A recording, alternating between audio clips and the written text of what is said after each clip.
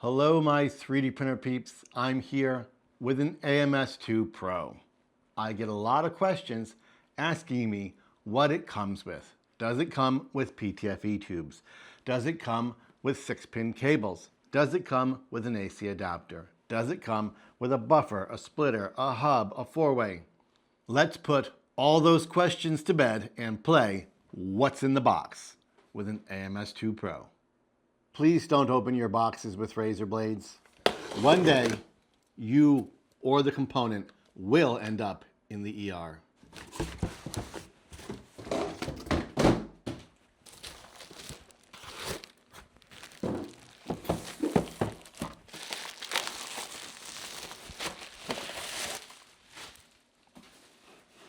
One user guide. One pre-installed PTFE tube. One 2-pack of desiccant. 2 2-packs of desiccant. 3 2-packs of desiccant. 4 2-packs of desiccant. 4 small pieces of PTFE. 2 a little longer, 2 a little shorter. 1 6-pin to 6-pin cable. And that's it.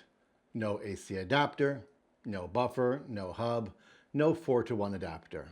If you are using an AMS2 Pro with any older machine that is a P1 and X1 and A1, you will need the AC adapter for the heating function. If you are using a newer machine, you will not need the AC adapter unless you have 2 or more AMS2 Pro and plan to run the heat on 2 or more at the same time.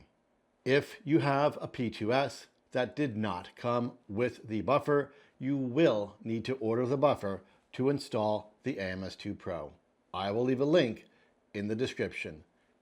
And that, my peeps, is what comes in the box.